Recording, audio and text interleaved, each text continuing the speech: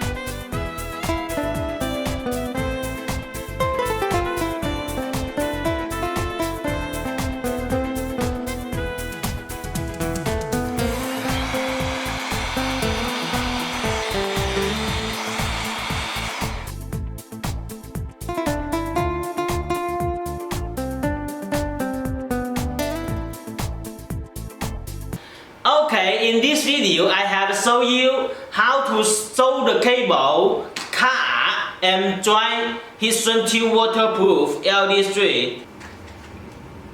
Next video I will show you the operation for silicon tube waterproof LED strip, which we also call IP65 LED strip. Follow us right now and watch our next video.